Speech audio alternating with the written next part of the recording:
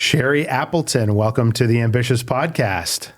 Thank you so much for having me. I'm thrilled to have you.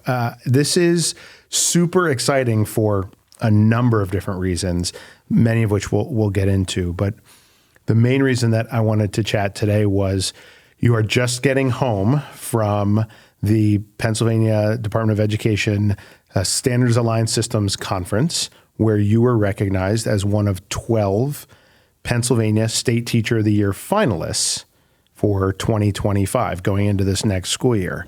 You want to tell us a little bit about that process and what that looked like for you? Well, yes, it was such an incredible honor to be named one of the finalists. I will admit it was extremely arduous. I had to put a lot of effort into it. Being initially named as a possible contender for the award, I was absolutely overwhelmed and shocked, and it was very gratifying that I was recognized as, a teacher that was making a difference in the lives of our students. But then the process was very, very cumbersome. It involved a lot of reaching out to colleagues, students' parents, administrators, to get letters of recognition from them and to find out why they felt as though I would be a great candidate for this award. It also involved several interviews with both NSTOY, the National State Teacher of the Year organization, and the Pennsylvania Department of Education. And then it involved us filming some videos to submit on my behalf. One of them was about what I felt the future of education looked like. One of them involved watching me teach a lesson in my classroom. Mm-hmm. And one of them was the representation of our school in our community. So there was a lot of work involved. It was a tremendous amount of work. So I think one of the things where this conversation might be helpful is folks that are maybe going through this in the future might want to hear a little bit more in detail about your experience specifically. So I think we can break down some of those component parts, but let's just zoom out a little bit and talk a little bit about, so you found out that you were nominated and had to sort of accept the nomination and begin the process, right? Correct. And so you filled out, I would imagine, sort of an information guide just about what you teach and where you teach. And I think we also found out that your application was particularly unique because, and correct me if I'm wrong, nobody from a career tech center has ever made it this far in the process. Is that correct? To the best of my knowledge, I do not think there has ever been another career and technical educator who had gotten this far in the process. We did have some folks from some traditional schools who taught in some STEM-focused areas. But as I could tell, it didn't seem like there was anybody from a career tech center. And so I think what was fascinating and heartwarming and exciting for all of us was that, and as I said to your colleagues earlier in the day, you represented not just yourself and you represented not just our organization, but you really were carrying, I'm glad we didn't talk about this beforehand because you would have probably felt more anxiety, but you were carrying career technical education and on your back, throughout this process. And I know that you took that responsibility very, very seriously. Do you want to just talk about that part of it and what that part specifically meant to you throughout this process? Because I think some of your peers, I remember you reflecting to me that some of your peers in this process, most of whom were from traditional K-12 settings, were learning about career tech ed. And a lot of the conversations that I have on this podcast are about how people got into career tech ed, which we can talk about for you as well, and leaders of career tech ed, some of whom took a non-traditional path into career and technical education. So if you want to maybe just reflect a little bit on what your peers in this national state teacher of the year process learned about career tech ed, or what you were able to share and maybe what they found interesting or enlightening, and then we'll get into the process a little bit more as well. Okay. Well, I definitely think that they felt as though I was an extremely strong contender to be there because I was so different than everybody else. I wasn't trained like your academic teacher is trained. I came from industry. I worked as a nurse at the bedside for 30 plus years, and then I transitioned into a teaching role. I saw a job advertised in the paper for a career and technical education instructor, and I thought, wow, I can do that.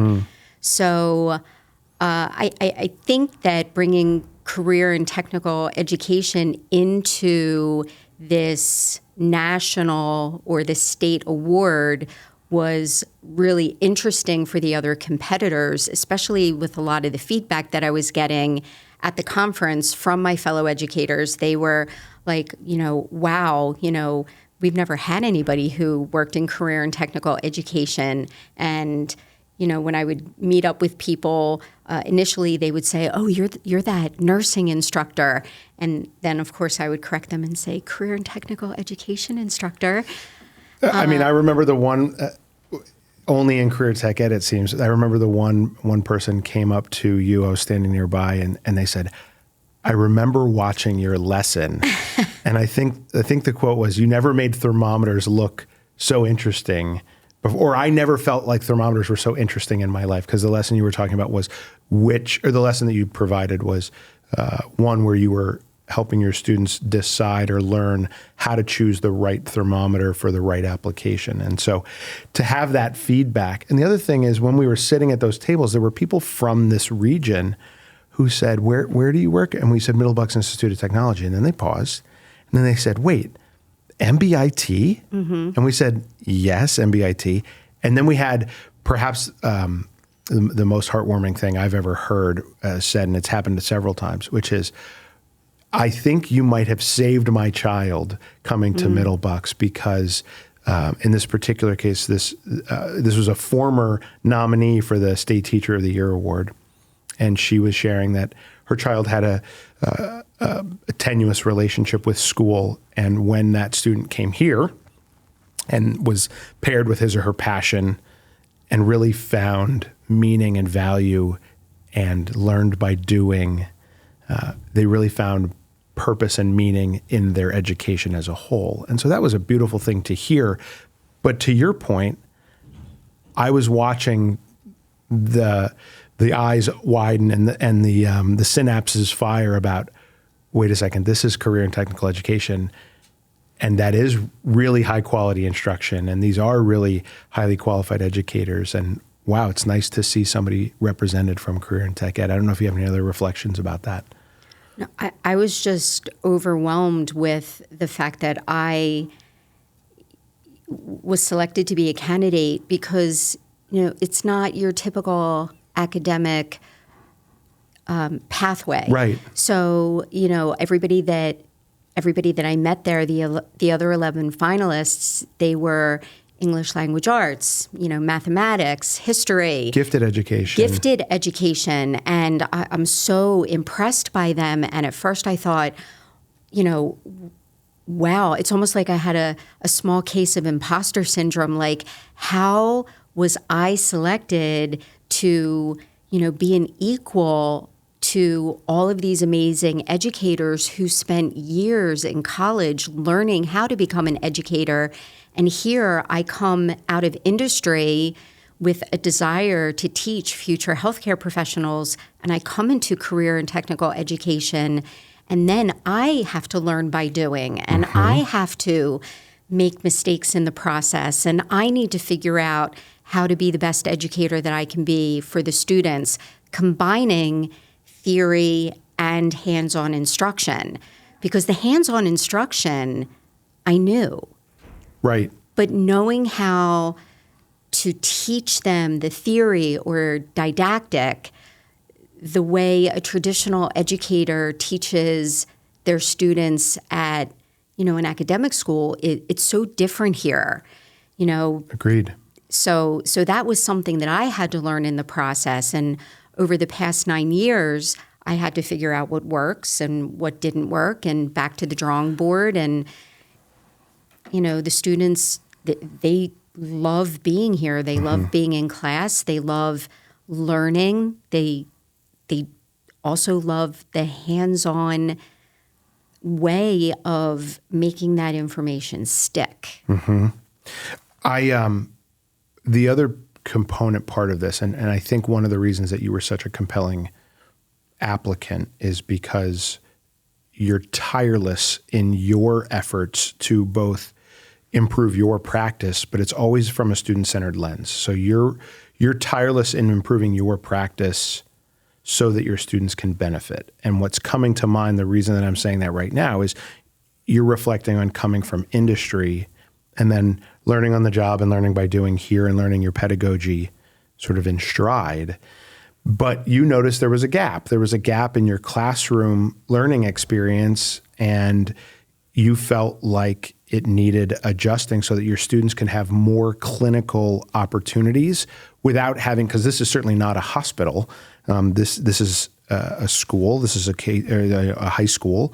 And so you felt like you needed to try to give them more clinical opportunities. I was hoping maybe you could talk about how your experience in the field informed that decision-making process for your standardized patients program. And if you could talk about that a little bit for our CTE folks that might be watching.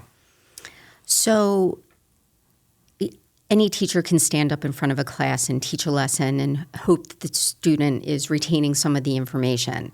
But actually applying that information in a real-world experience, that's the best opportunity the students are going to get. So prior to last year, we had this wonderful experience where we got to take the students out to a hospital, which is great. But the patients, they're already sick, and it's a very overwhelming process for them. So I started to think about the educational pathway of going to nursing school or going to medical school. And when students are at the collegiate level, the first thing they do is, after learning the theory portion, is they'll practice their skills on patients that aren't really sick. They're, in a sense, actor patients. And what I did was I thought, wow, why aren't we doing this at the high school level? Because we're training these students to go out and be, patient care technicians, to have entry-level healthcare positions once they graduate from here. And it's great to take them into the hospital, but there really needs to be that bridge between what they're learning in the classroom and taking care of a real live sick patient.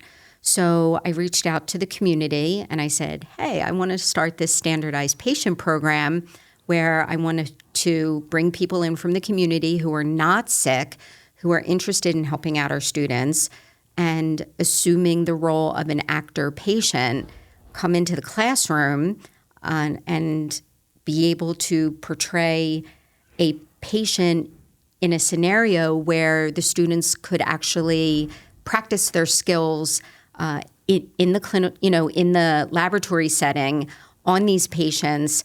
And it's extremely low risk. They're not going to hurt anybody. So right. I'm going to be there. I can watch them. They can practice their skills. They can get over the whole, fear of taking care of a patient. They can also practice their communication skills because, this generation, they have their cell phones at their fingertips. They constantly have, their eye in social media, in the internet, and they don't have that opportunity to really practice communicating. And because of that, there's a higher level of fear in this generation of not embarrassing themselves because they have that instant feedback from social media. Right. If you've done something embarrassing. So that social capital has a lot of value for this generation. And so teaching that skill of communication is very important, not just because of what you're learning in your classroom space and it being critical to being successful in that field, but also because it's a necessary skill to be successful in the real world. So, oh, absolutely. And, it was so enlightening because I remember the very first day, the standardized patients I do too. They were terrified. Oh my gosh, the patients were lying in the bed and the bell rang and the students came in, and I think that they were hoping that it wasn't actually going to happen, and they walked in and they saw the patients laying there and in gowns, and they're looking at them and they're like, oh my gosh, they're actually here. And they had, to this point, generally speaking, when they were practicing a skill, that skill was being practiced on a peer. Either on a peer who knows the skill. Right, because they're in the class. They're in the class, and that's also really difficult because they're working on their friends, and their friends want to kind of help them out. Right. So even like the smallest detail, like walking into a room, introducing yourself, and just asking if you can look at their identification band and asking the patient their name and date of birth. If you're working with your peer is automatically going to hold up their arm so that you can check it because they want to help you out. Mm-hmm. Our patients are trained not to help, but to encourage. So go back to that first day. So they walk in the room, and I remember this clearly. They were shaking. They were. Their hands were trembling. I can't tell you, so many people dropped things on the floor. And what sort of tasks on that first day were they expected to do? So they needed to practice their entrance and exit steps, greeting, asking the patient for permission to perform a skill, so obtaining consent, checking their armband, making sure that the bed is locked, raising the bed to a comfortable position, providing privacy. But then they would perform skills. I'm trying to remember the first day. I think they had to position the patient on their side. Okay. I think it was and maybe take their temperature. Okay. Very, very low key. But still, the hands. Oh my gosh. I remember clearly. Alcohol swabs were falling on the floor, caps for the thermometer, the sheaths on the floor. But that was the point, right? Right. The whole point of creating this program. And so this came as a result of our teachers being able to choose an individualized professional development plan. And yours was to create and institute the standardized patients program, which was a lofty goal, to say the least, and was not just a snap of the fingers. We had to get clearances, we had to get waivers, but they had to be trained. So this wasn't a snap your fingers and poof, you have a standardized patients program. This took a lot of thought, effort, and energy, and was your professional development for the entire year. But the goal was to have them confront these fears, was to have them gain that repeatable, demonstratable excellence so that when they go into the field, just walking in the room isn't already a fear or a barrier for them. And so what happened then? How did they grow from there? So I think we had maybe 8 or 9 different sessions where the standardized patients came in, and each time the skill would become progressively more difficult or more advanced. And just watching them grow in their skill set and watching their skill set become more natural, which is a really hard skill to develop. I always say you can teach anybody a skill. That's what YouTube is for. You can teach anybody to do anything. But to be able to perform the skill while you're communicating with the patient and not think to yourself out loud, step 1 is this, step 2 is this, and give it a more natural flow and to make it your own. Also, the confidence that I saw in the students and the way they actually looked forward to taking care of the patients. It was phenomenal. And the feedback that I got from the standardized patients, because the patients would speak with the students afterwards and give them feedback, all positive, constructive criticism and a positive, affirmation as to how they did, so that the student walked away feeling good or, looking forward to the next opportunity that they would have. So, and just coming back to how you structure your space. So, even that feedback loop that you created was critical to this being successful, and something that the students didn't fear, but looked forward to. So you structured your feedback from the standardized patients such that it was always positive. Always positive. And that the students, if they had something on which they could work, it was delivered through a positive lens. Correct. And I think that made all the difference. I think that they now, I can tell you this, whenever I walk into your room, it generally is, can we take your blood pressure? I mean, they're always willing now to be more active in their skill demonstration. And I don't know prior to your standardized patient program that I saw that as frequently. I still saw the deep level of engagement. I still saw the high level academics, but I don't know that I saw I'd like to practice a skill. Will you be a willing participant? And that was really neat. I saw a lot of confidence peer to peer, always a lot of confidence peer to peer. And so it's fascinating to me that this perhaps contributed to their growing confidence in that area. Of course it did. So. Well, they're proud of what they can do, and they want to show other people what they're capable of. Right. And that's what I want them to leave the program with. I want them to know that they are very capable, that they are great, healthcare providers, and, they can go out and they can get a job and they can work with patients who are sick. They can also decide if they want to further their career and go to a 4-year university and, get a higher degree. And they have all of this baseline knowledge that they're carrying with them. And when they start college, they already have the foundation, the basics, and that's a wonderful skill to have. Huge competitive advantage. I say all the time that our students, I believe that our students have a competitive advantage in the college process because they have conviction about what they want to do. They've already done the try it before you buy it, right? Unfortunately, with college, a lot of times you have students who will enter not knowing what they want, and they either struggle to marry with a major that works, or maybe fall into something that they don't love and they're stuck in, and or aren't successful in seeing it through. I think our students have the advantage of knowing, I'm really interested in pursuing this. And we'll talk more about your student Emma in a moment as we talk about the NSTOY process. But she's a great example. She knows that she wants to be a nurse. She knows that she wants to go to nursing school.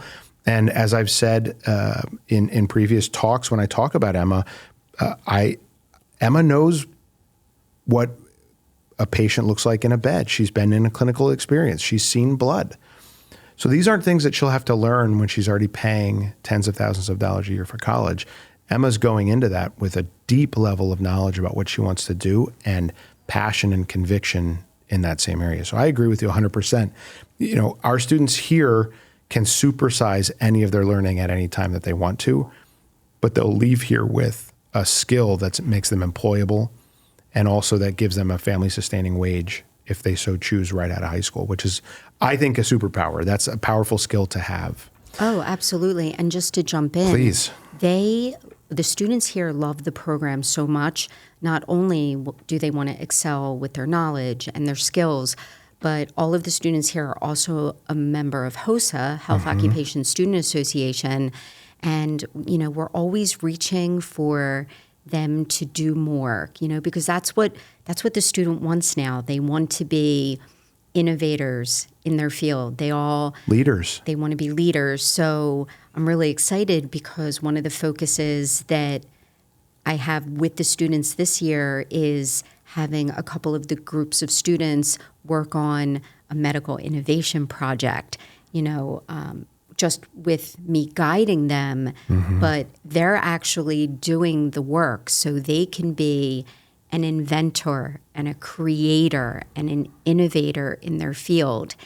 And the thing that makes me most proud is that they saw me innovate last year with this program. And of course, I made some mistakes along the way. Sure. And you know what? With their feedback, because getting feedback from your students is really important because it really helps you or helps me to grow as a teacher, learning how to, provide that constructive criticism, that constructive feedback. And, it's not just the students learning from me, but I can learn from them as well. So I think that they see that in me and my ability to make a mistake and recover from it, Sure. that it lifts them up so that they're willing to try something that's maybe beyond the scope of what they think they might be capable of. And if it doesn't work, then they're okay with going back to the drawing board. Well, and because our goal here is repeatable accuracy before you move to the next skill, right? You don't just have to do things once. You have to repeat that accuracy and demonstrate that you can be proficient in a skill before you move on to the next one. And what that does, and what I think sets career tech ed apart from regular ed in that sense, is there's an ability to fail forward. In fact, you must make mistakes. None of your students, I would imagine, coming in as a 10th grader know how to take a blood pressure, which means that they're not going to get it right the first time, the second, maybe the third, fourth, fifth. But once they can demonstrate that repeatable accuracy, then we can add some complexity to it. But they're not expected to get it right out of the gate. None of our welders know how to weld coming out of, their first year, into their first year here. None of our future professional electricians, automotive technicians, they don't have those skills coming in. We know that. And so that ability to make mistakes in a safe space and grow skills is something that I think regular education is paying attention to. And it's where for a long time, I think career tech ed had this stigma of being less than or a non-college pathway. And I would argue in the era that we're in now, when some schools are seeing declining enrollments, we're seeing booming enrollments because students are leaving here with real skills, real certificates, job readiness. And then they can, as I said before, they can supersize that or turbocharge that into additional learning, whether it's in a technical path, whether it's in a four-year college path, but it's going to be a much more informed path no matter what. Because they're doing what they want to do. 100%. I agree with you. When you connect a student with their passion, right, with their learning, then you get increased outcomes. That's, I think, just good brain science is that whenever we're interested in something, we're going to dive as deeply as possible into that. And so I think we see that on a daily basis here. So let's transition over to the NSTOY process and try to inform some of our friends in the field about the nuts and the bolts and what it took to get your application going. And if you remember, because it's almost a blur at this point, it's a process that took about over 6 months, I think, to complete, right? Yeah, actually, it took about, 12 months. It was a full year. Was it a full year? Yeah, I believe that I was just named that, your name was given to us as a potential, candidate for the Pennsylvania Teacher of the Year back in January of 2024. Okay. So it was a full year. And so then from there, I remember we had to do the application process. Correct. Provide some letters of support for you, and of course that was no issue. And then there was sort of a first cut, right, Correct. where they then asked folks to provide additional information. And so that first round of information, I don't believe these were interviews just yet. Were they just more intensive responses from you? There was an interview, but I don't know exactly how to say it, but it was like a black screen interview, I guess, where it was kind of like an interview over the phone. Okay. Where they didn't see what I looked like. They just wanted to talk with me and just ask, a cameras off yes, conversation. They wanted to ask me a few questions, I guess, to validate the information that I sent them. Because they asked me a lot of questions that I had to send to them, in writing. Mm-hmm. So I guess it was just like a fact check on me, and maybe they wanted to see how I presented myself. And then there was a semi-finalist list that came out. And so then we get to this list, and that's where you had to really prepare the next step of items. So this was prior to this cut to 12, right? The finalists. Correct. And so if I remember correctly, there was a series. You had to do your vision on education and provide your philosophy, and then you had to record a lesson, mm-hmm. and And so do you want to talk about, I mean, we're somewhat lucky here in Career Tech Ed that we have a multimedia program. And so we love cross-curricular work. And so multimedia was super helpful and willing to shoot these interviews and things for you. Do you want to talk about any of that or how you put that together and how you structured your message? So the first video that I had to do was about my school and community. So which as a consortium school is a challenge in and of itself because we represent 4 communities here at our school. Correct. And I didn't want to do your typical video shoot where this is MBIT, we're in Bucks County. I wanted to kind of stretch that a little bit further because the first thing I thought of was that MBIT is a family, which I don't know, I think that's a little bit different than your typical academic school. Like, we're a big school, but we're small compared to, at least I think so, some of the sending districts that send, that we get our students from. And I think that we're a family. I mean, well, and we're a consortium school, and so we are responsible for creating our own community here. And correct. And I agree with you. I think that there is a lot of a family aspect to what we do here because we create that community, and we aren't a community school, meaning the students all don't just live around the school and they come here because they live near the school. They come here because their 4 districts 50 years ago signed an agreement to make this a consortium school for technical learning. Right. We have 11 sending schools, I believe. High schools, correct. Yes. So, students travel to come here. Right.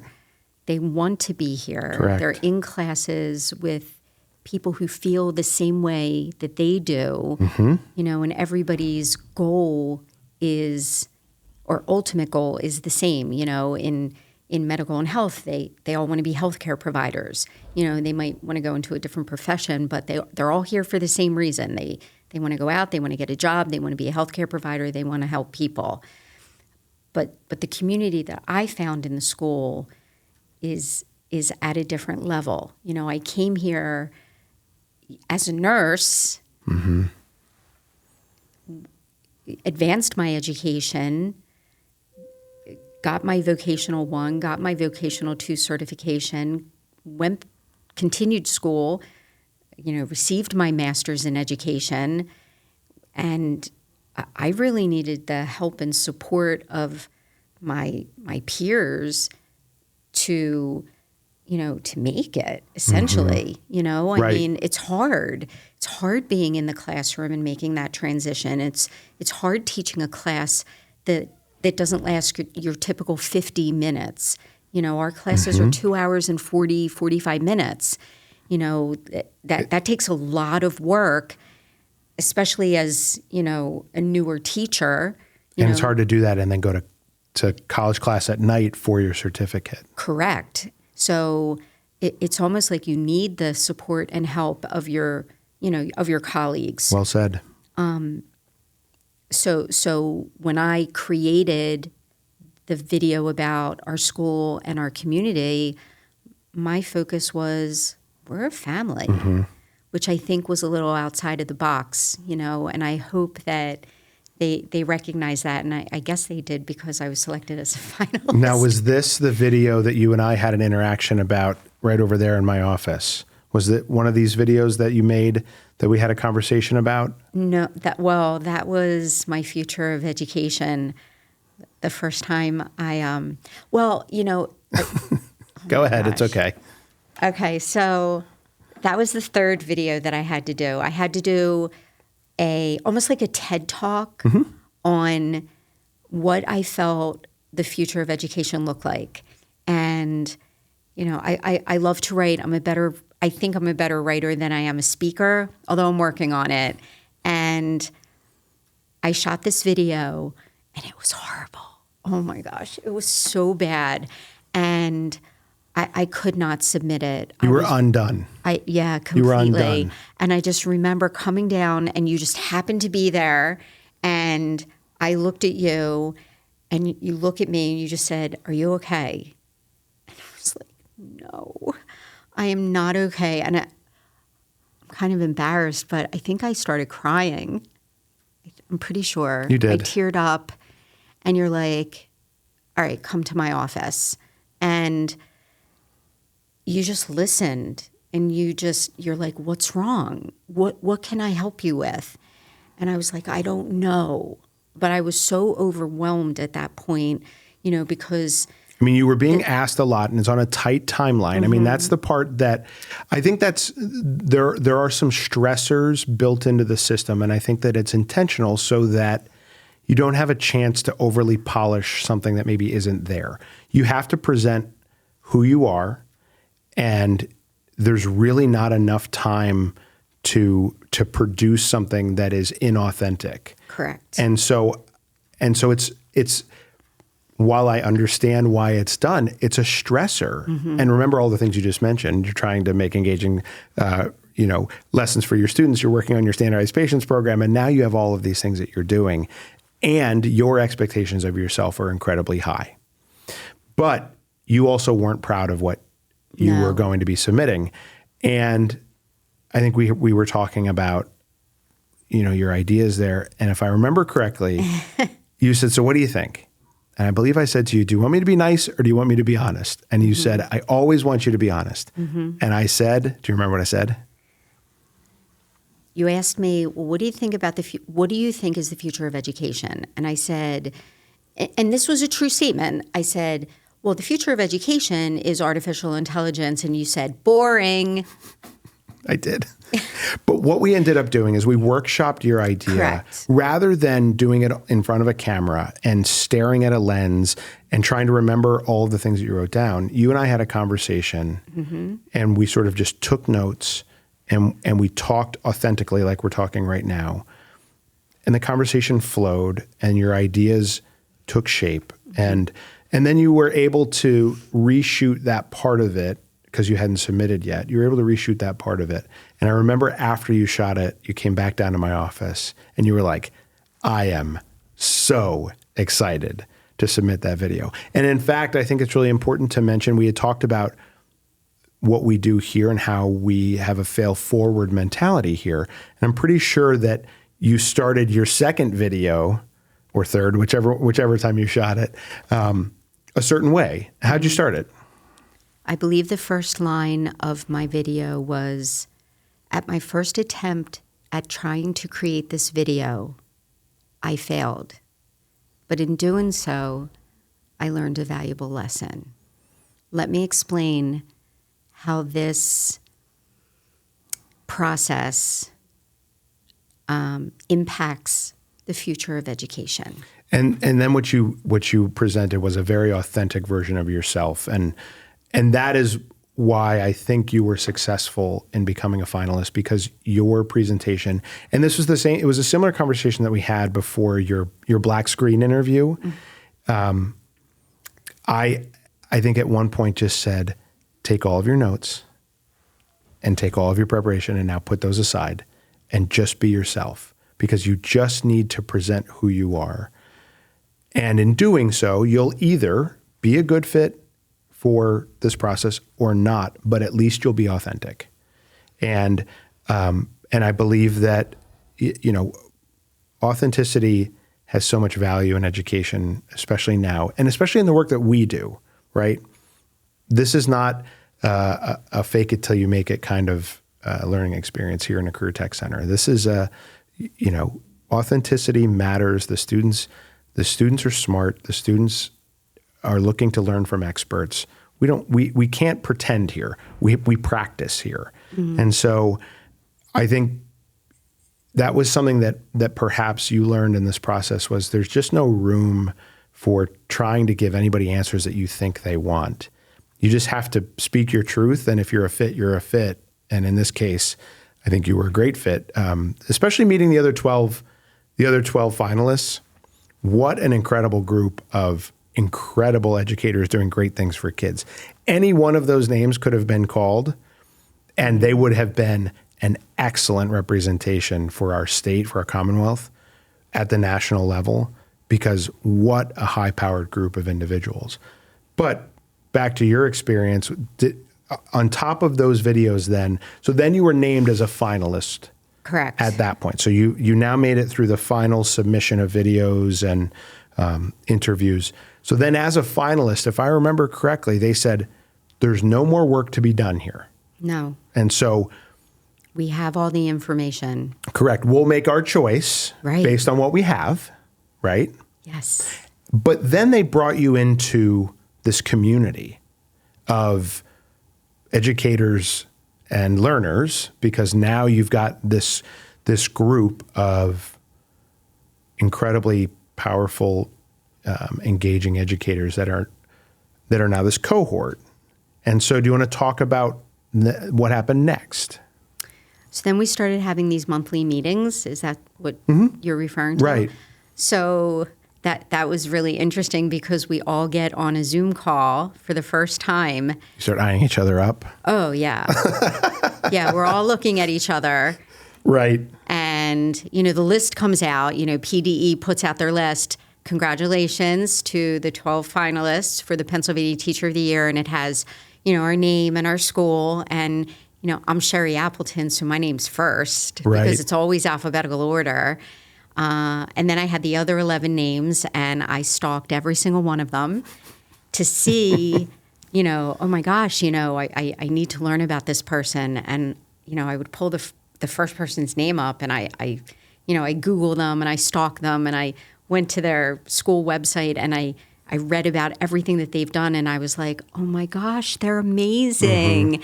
They're like, this person is fabulous. And then, you go to the next one, and you're like, wow, I'm one of them. And I'll say this, I didn't sense any competitive tension at all in that group. It's easy to call it a competition. It really wasn't a competition. It was a celebration of education. It was a celebration of great pedagogy. And, unfortunately, if they had 12 names to read, everyone would have been able to be included, and they choose one to sort of carry the torch for the year. But yeah, that competitive piece dropped off a little bit. Yeah. And then if I remember correctly, those group meetings just became sort of a garden of great ideas and exchanging of ideas and an opportunity to share about career and technical education from your perspective. Oh, yeah. That was the fun part because, anytime we would speak about anything, I would kind of say something off the beaten path that had to do with career and technical education, they would say, wow, I've never even heard of that. You do that? Oh, wow, that's so cool. And they wanted, to learn more about it, which... I mean, I was in education for a number of years before joining career and tech ed, and we have great acronyms in CTE, ones you don't even use in regular K-12 classes. So it's a whole nother vocabulary in CTE. There's one right there, of acronyms and CTSOs and HOSA and Skills USA. There's so many neat things that we do that are unique to career and tech ed. That our regular ed partners may not even know about. And those ways that we build leadership skills in students, we build employability skills in students, and we build opportunities for them to build community as well. So there is a lot for them to learn. Yeah, it was such an amazing experience for me. And when and I know I'm going forward, but, the day that we all arrived in Hershey, that was the first time that we all saw each other live. Mm-hmm. That was the first time we could, hug each other because we're the only ones that know what we went through. Mm-hmm. Mm-hmm. You have that shared experience. Yeah. Nobody really understands the process because it was so, overwhelming. Stressful, arduous. It was stressful. It took a lot of energy out of me every day, but yet I still came in here and had to be at my best to teach the students. So they know, they understand. And when I walked through through the doors at Hershey that first day, I couldn't wait to hug these people. Mm-hmm. They're, I felt like, I have my tribe here. You know that. I have my colleagues who I can always count on. But I found a second tribe of people that I know are going to be a part of my life for a very long time. We need to get them here is what we need to do with those folks. In fact, I know, I was kind of embarrassed. I actually sent them all because we're in a group chat together, and we haven't heard from each other now for like maybe a week. And I sent a text today that said, I hope this isn't or doesn't sound too corny, but we haven't seen each other in a week, and you're my tribe, and I miss you. So, I think there's going to come a point in time where we are getting together. And, we did talk initially, for the first couple of days after the conference ended on how we as a group can support Leon, because we're all finalists. Leon is our spokesperson for 2025. It's a heavy lift for him. Oh, yeah, huge. So, we need to all come together and work, hard as a team to support him and help him out as much as possible. Well put. And so, and then just coming to the day of, they did something that I think brought even more value and heart to the process, which was they asked every single finalist to invite a student and their parents to participate in the process and to speak on their teacher's behalf. And so you brought Emma, your student, and her parents, who were the most lovely people. And, having known Emma here for the time that I've been here, is an incredible, focused, passionate young lady who really is excited about entering the medical health professions.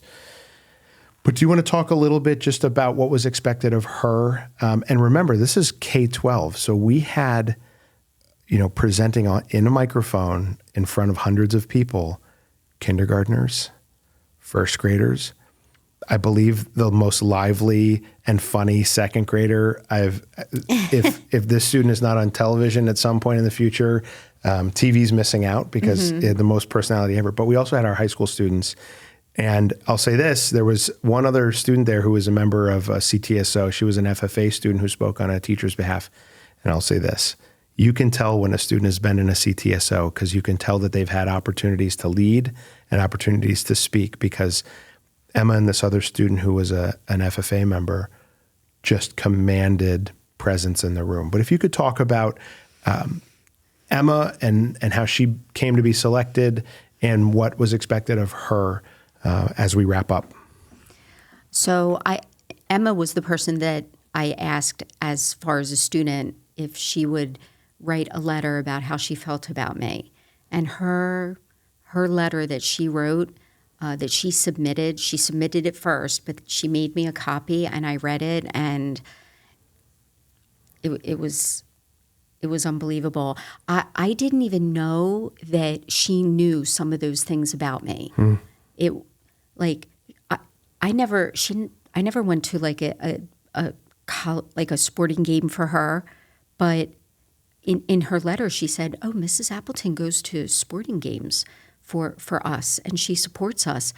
And it made me realize that the students talk to each other and they share how they feel about their instructor with the other people in the class. So she wrote such an amazing letter just about how she felt about me as a teacher, how I teach her in the classroom, and how she felt like the lessons that she was learning from me was making a difference in her life as a future healthcare professional. So I asked her to come and speak on my behalf, and she was tasked with writing a 2-minute introduction about how she felt about me. And it was incredible. And of course, since I'm Appleton, she went first, and she set the stage for everybody else who came after her, because she spoke eloquently, confidently, and funny. Because a teacher of my age going back to school to get my doctorate is funny. When she said a teacher your age, and the whole room was like, "Is that all right to say?" And then everybody just had a good laugh. She was great. She was awesome. And I'll say this: her parents got to see her speak her passion about what she's learning. And I thought that was really powerful to see their pride in their daughter and their daughter's pride in her learning. That to me was incredible to witness. And it was also incredible. Listen, whenever we get outside of this space, schools are a funny place because we spend a lot of time together, but we don't often know a lot about each other. So I got to meet your family. I got to meet Emma's family, and we got to spend some time together with a focus on high quality instruction, high quality learning, student-centered education. It was just such a neat process. And so you're right. Emma did a fabulous job. Her parents could not have been more proud, and they had every reason to be. Just a great example of a CTE student and someone who's focused on what they want to learn and do. Oh, absolutely. I mean, they raised an amazing young lady. It starts at home, right? Yep. Anything else you want to share as we wrap up? I'm just so grateful for the opportunity to represent career and technical education. The other thing that I'm so happy about is that both you and the assistant director, Lauren Doherty, have given me the opportunity to pursue ideas in the classroom that I never thought I was going to be able to do. So that I'm grateful for. I appreciate you saying that. We believe that our educators know their needs the most. And for me to have assigned some sort of professional development to you, I would have never, as the leader of this organization, been able to see the gains that we saw with you in your standardized patients program. And so by giving you that autonomy to self-direct your professional development, the gains were infinitely more than I could have prescribed on my own. And so I appreciate that feedback. And it was an important lesson and a success story to why perhaps we need to rethink how we do professional development. It's important to us that our teachers here feel supported and feel like they have opportunities. And so I'm glad that it worked out. So, well, congratulations to you. Congratulations on being a finalist for the Pennsylvania State Teacher of the Year through the National State Teacher of the Year process. Thank you for representing Middle Bucks with distinction, and thank you for representing CTE professionally, confidently, and with distinction as well. You're the best. Thank you very much. All right. Thank you, Sherry. Ambitious is a student-produced project of Middle Bucks Institute of Technology. To find out more about MBIT, visit us at www.mbit.org.